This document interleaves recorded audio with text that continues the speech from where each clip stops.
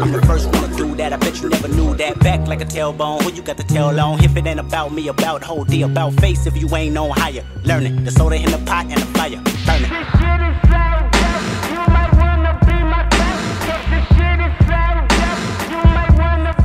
Guys, I got bad news. I don't have on the suit today. But it's not really a serious reason. It's just I have been wearing suits for the past several reviews, and I kind of miss wearing my geeky shirts. You see, it's like my little Avengers wannabe Cartoon Network shirt or whatever. And honestly, my geeky shirts, my nerd shirts, my anime shirts was the reason why my channel has been growing and it's been pushing, and people have been noticing it because what I have in the background and what I've been wearing and how I've been expressing my love towards my old nostalgia to anime.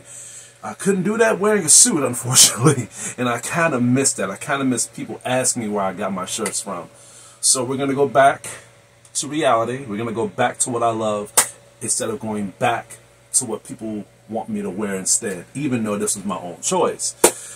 We're going to talk about Cyberpunk today. We're going to talk about Cyberpunk Edgerunners, and I cannot wait to talk about it. I really, really enjoyed this anime so much to the point where I watched it twice. And I think I shouldn't have done that, because the first time I watched it, I was mind blown. I was ecstatic. I was pulled in. I was loving the anime from start to freaking finish. But when I watched it the second time, I literally almost lost it. I've lost my freaking mind to the point where I could not bear so much material that this anime has thrown to me. The producers, the directors, the creators, the writers, everybody. It was so much yumminess that was poured into this anime to the point where I was literally could not contain myself. I was on the edge to turn into a fucking cyber psycho in any second. Calm down. Woosah.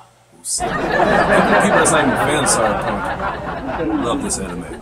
Anyway, this anime was made in 2022. Late 2022. Yeah, it's coming back to me now, like around October. That is based on the video game 2077 that is made by CD Projekt Red and has been premiered on Netflix for a 10-episode series. In a dystopia overrun by corruption, crime, and cybernetic implants, an impulsive but talented street kid named David, after losing everything during a shootout, makes a choice to survive on the wrong side of the law. As an edgerunner, a high-tech black market mercenary also known as a cyberpunk.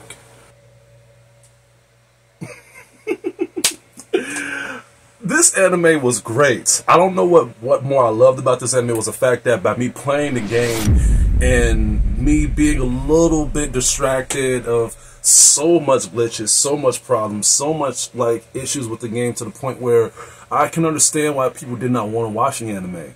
But I feel like the power of this anime is not just an improvement to what we was missing on Cyberpunk 2077, but what I liked about what the anime has done is that they took in everything that was a flaw to Cyberpunk 2077 and made this one their strengths. Like, a lot of things was explained in this anime to the point where I immediately got on board of playing the game again.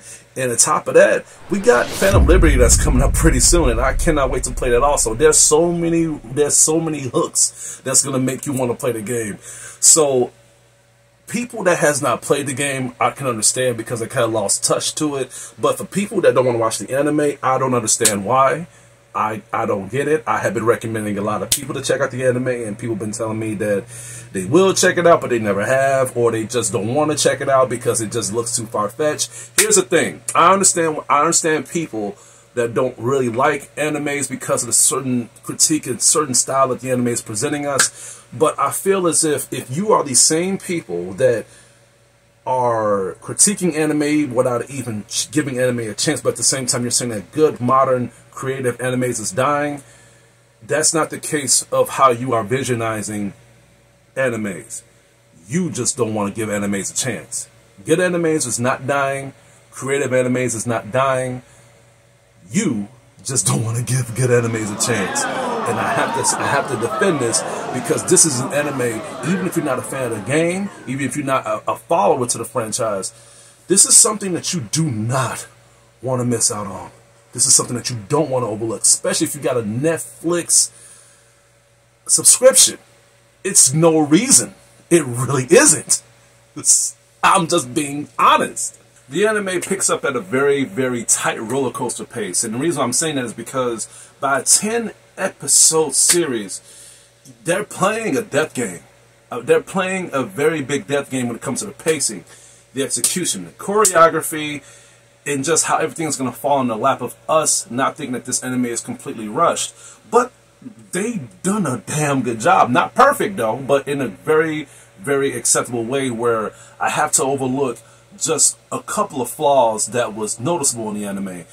We take the eyes, we take the pacing, we take the whole anime's premise of the visionaries of David Martinez, a very young kid who was forced to live as an adult as he goes through a lot of crazy things in Night City. And what I like about this anime is that they really show you how dark, how sinister, how over the top sexualized that Night City is. I mean, you have to really buckle down and prepare of what this anime is going to be thrown at you, especially if you not played the game.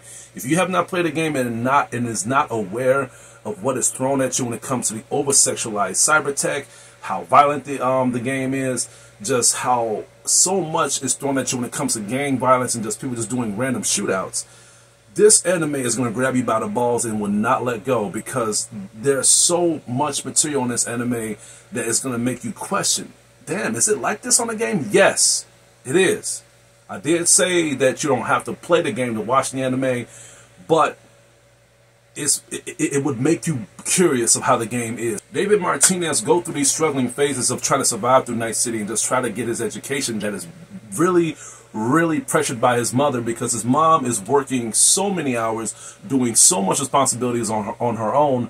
And honestly, I do like the pacing of the mother's character, and this is what the pacing divides between both of them. Even though I do like how they have showed off David Martinez and how his bright side was when it comes to him trying to do things right for his mom and trying to achieve what he needs to do just to be a very good educational learner, especially when it comes to him being around Night City and being around all this violence, all this death, all these people just trying to mess with him. And even he tells his mom this, that look, it's hard. It's not easy. I understand this is what you want me to do, but you have to understand that this is not going to be easy for me, because everybody is in their own lane, and it's like me being surrounded by devils and I'm the only angel around.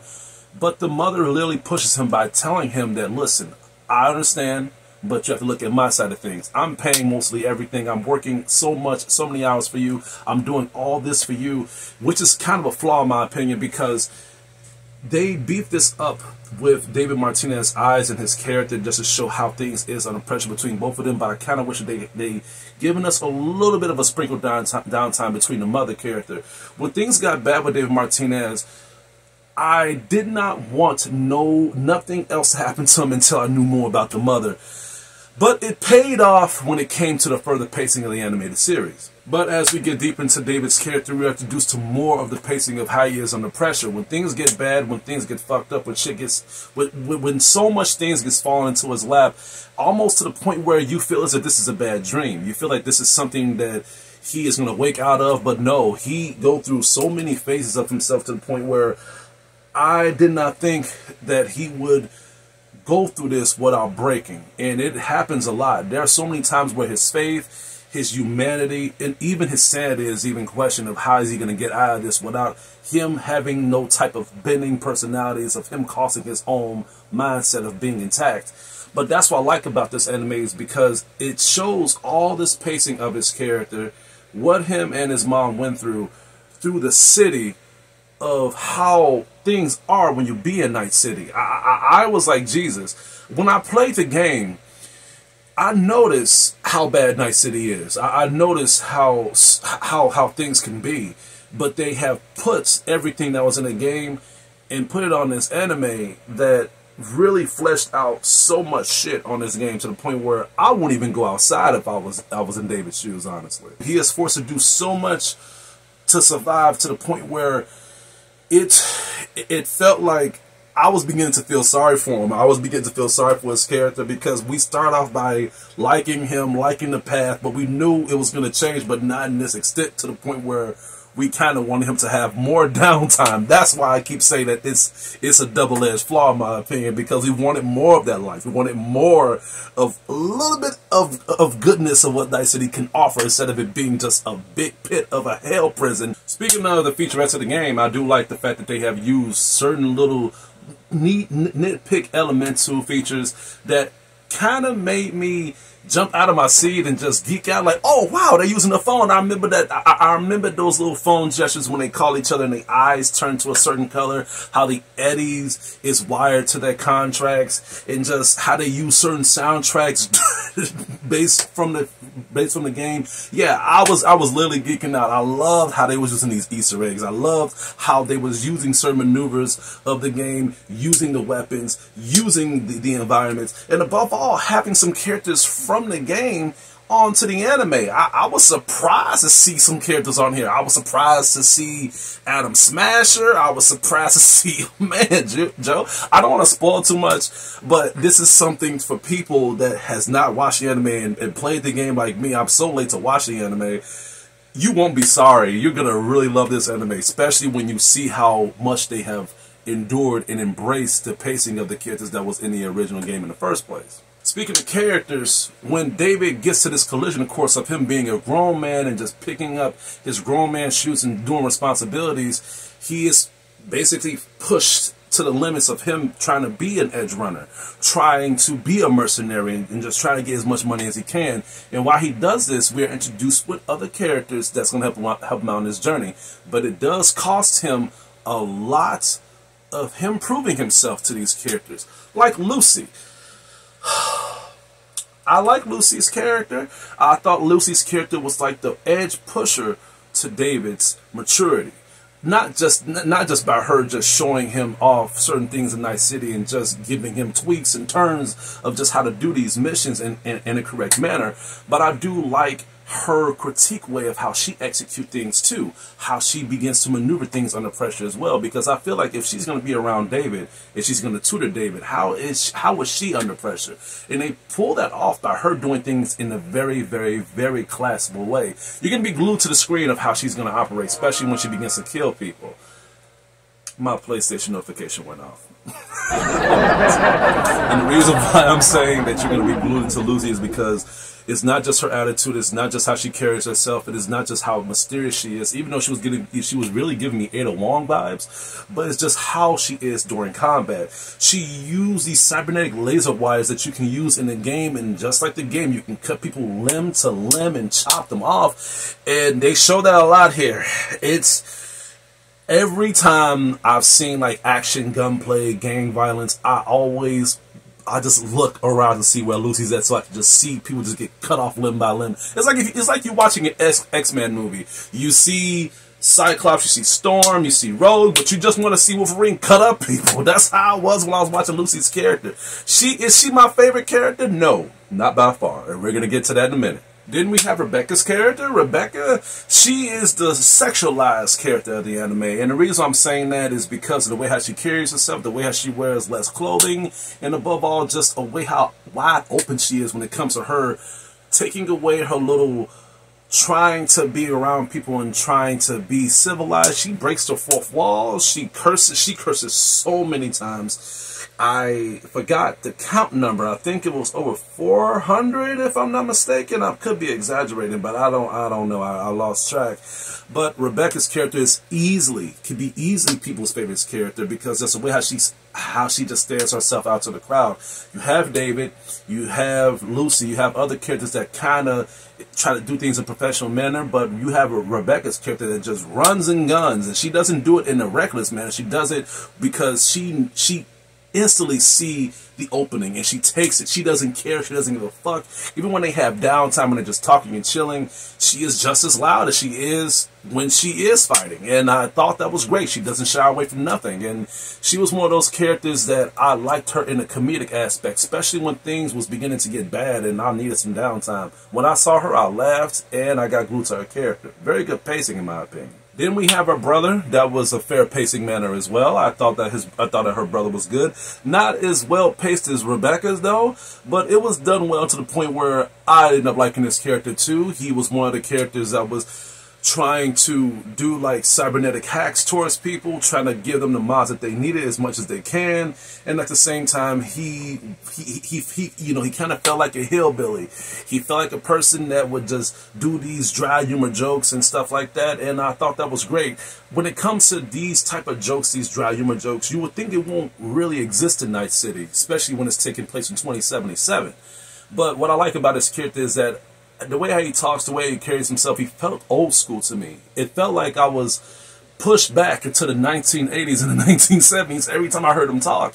And that's a pretty good feature to have with his character, in my opinion. I thought that that was a good way for me to get intertwined with him. Then we have Kiwi's character that is mysterious. She is the questionable character in the anime. She doesn't give you too much because you have to know how she is in the sidelines. She is a kind-hearted character, but at the same time she has some tweaks about her that's a little bit off. She wears a Bane mask and she walks around, you know, the freaking base half naked at the time, if not naked all the time. Even David looks at her like, girl, what is your problem? But he doesn't say anything. It makes me... all these things that's happening with the characters that's around David makes me like David even more, because he acts like myself. When he talks about how people are acting towards him or acting around him or just acting towards other people, he literally just says it, or he just thinks about it, or we just look at his expression, and I can relate to each of those because it's like, wow, this is what's going on. Even though he's in Night City, you would think you'll be used to it, but he's one of the characters. In fact, he's a main character that wants us to be related to him more than anybody else. And the creators and the producers and the writers and the director knew this, and I thought that was well pacing when it comes to the execution of how these characters is going to be around the main character, especially Lucy's character.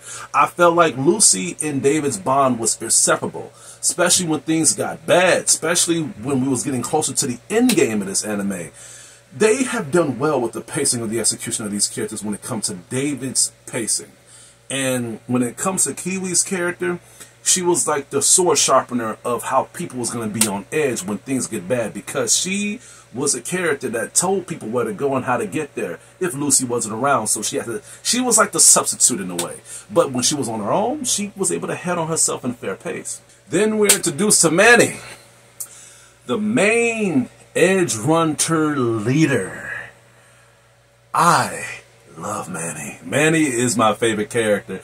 Manny, he was the counterbalance of this whole freaking series. How things got bad, how he carried it off, how he executed each of these characters, and above all, how they was going to be with each other when things got bad, and how he was going to lead them on to make sure that they was able to survive. Even when he met David, and he was going to kill David because a transaction that went bad, and he thought that David played a part on it, and David literally just told him and literally explained to him what really happened. So he wanted David to prove himself to be in his group by showing off his wits, showing off his skills, and above all, winning their respect.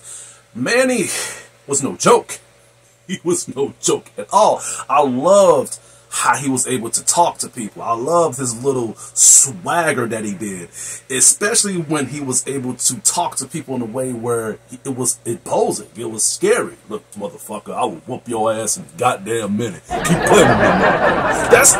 That's how he talks. He talks this way about him being a leader, and people was respecting him, and people was afraid of him. There was even times when there was shootouts and gang wars, and he had to do like assign contracts to get the guys that they need so they can complete their mission.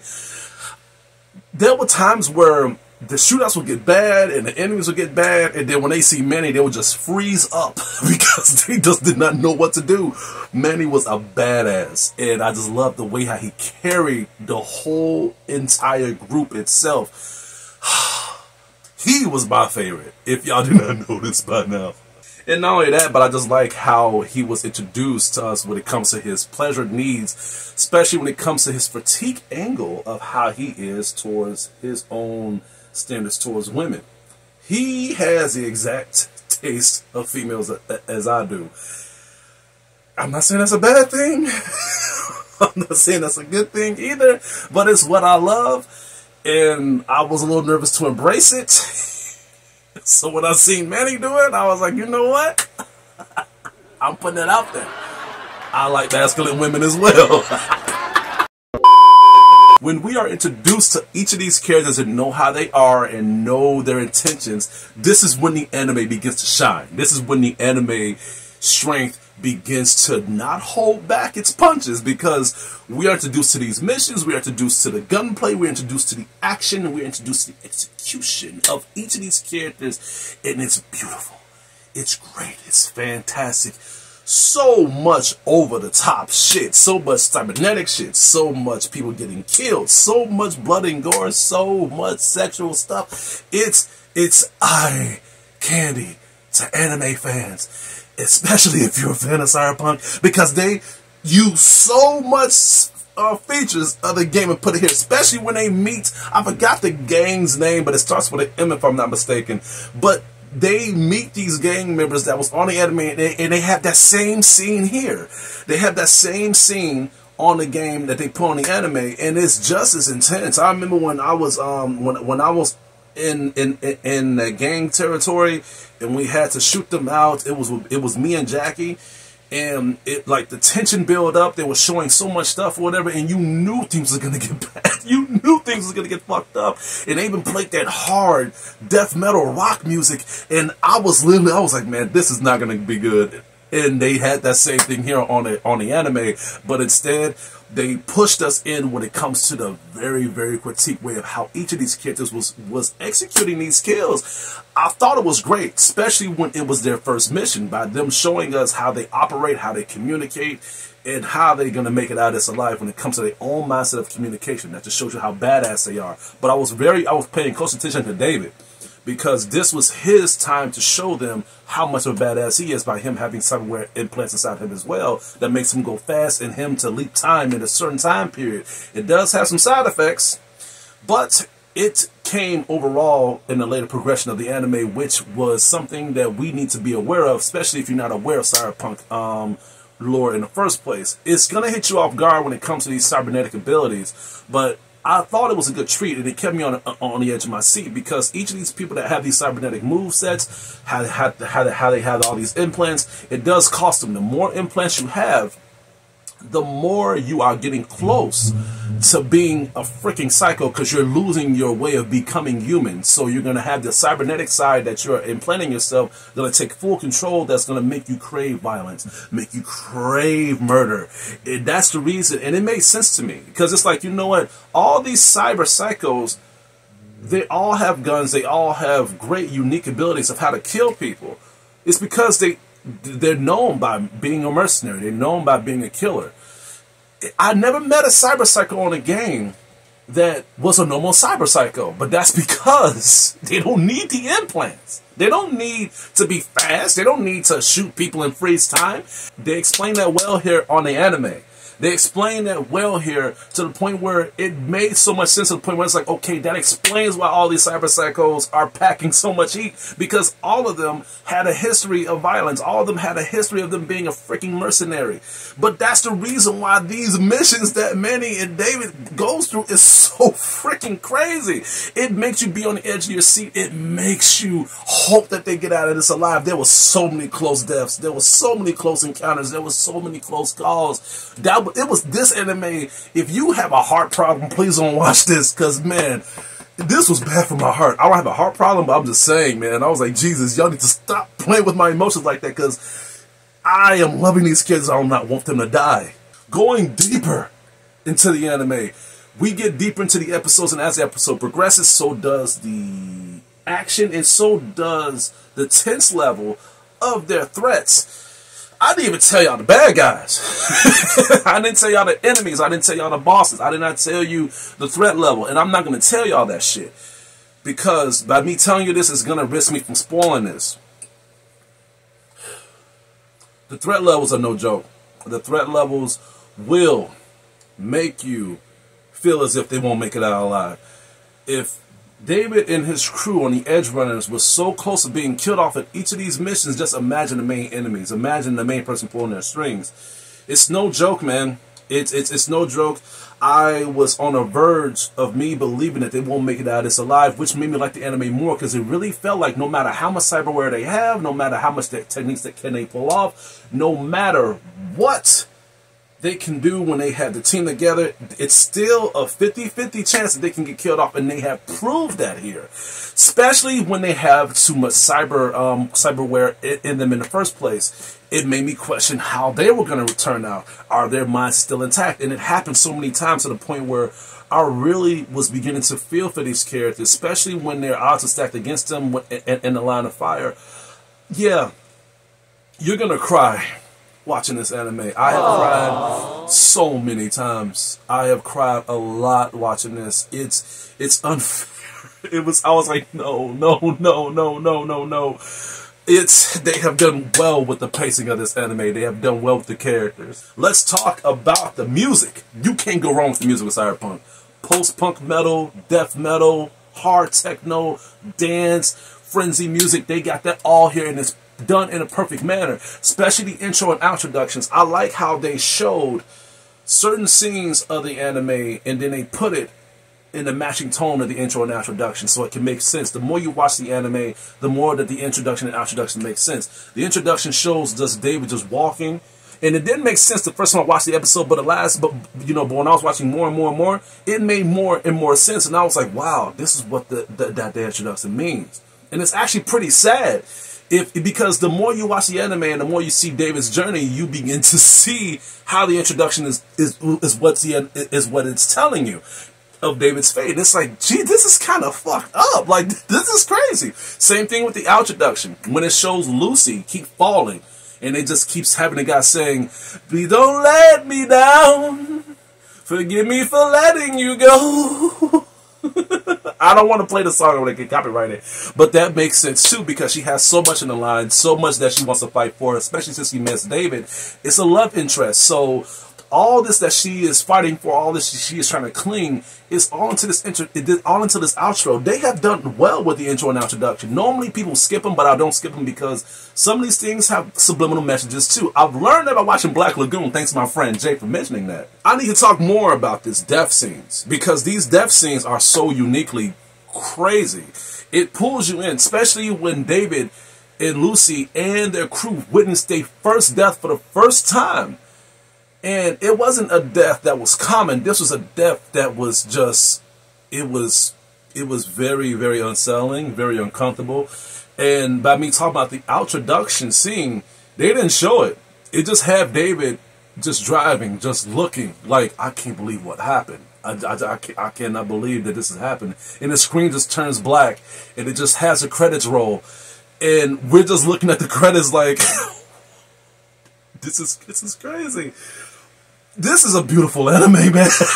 Overall, this anime is perfect. This anime is great. I have to bring my mind back. I was geeking out. I was freaking out. I was being too ecstatic. I was being too excited.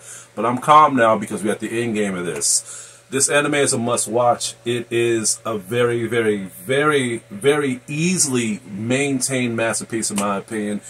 I watched Chainsaw Man before I watched this one, and I shouldn't have done that, because Chainsaw Man, I'm still trying to wipe my hands clean from that experience. But Cyberpunk Edgerunners was an anime that really caught me off guard.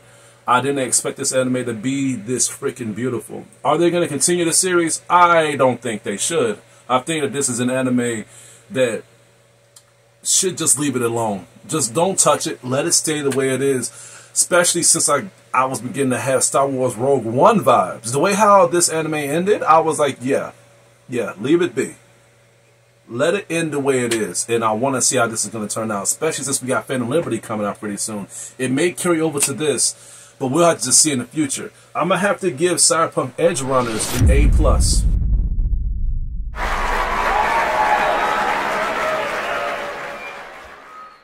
Guys, I am not kidding. This anime is great. Not one person that has watched this anime has said that this anime is terrible. This anime is this anime is like literally far-fetched. People are exaggerating with this anime. People that are saying that are just going by the hatred of what they went through on Cyberpunk 2077 when the game is released. Again, I understand that people don't really like it when developers push out games and it doesn't be good, but here's the thing. I'd rather them fix what they've learned and correct it and make it like this, make a series and patch the game and give us good DLC and the game is up and running now, than just leaving it set in stone. So what would you rather have, in my opinion? I feel like people that be stuck in this lane, they want things to just stay like that so they can go in a pride, go in a pride lane and don't just admit that things are better now. Cyberpunk 2077 is a better game now. It's a damn good game. Does it have glitches? Yes, it does. Yes, it does. But at the same time, it's something that should not be overlooked with watching the anime. You need to watch this anime, especially if you're a fan. And if you watch the anime, you need to play the game so you can further understand what the anime has stood for. This is a great treat for me. This is the longest review I have ever done. This is the longest review I've ever done for a 10-episode anime. This is saying a lot, but I had to explain it because it was a lot given to us. I could not ignore it. I could not ignore it at all. But other than that, this is all I have to say for today. Please stay tuned for more upcoming reviews and anime videos headed your way. This is Hugo, your critic teacher. You guys have a good day.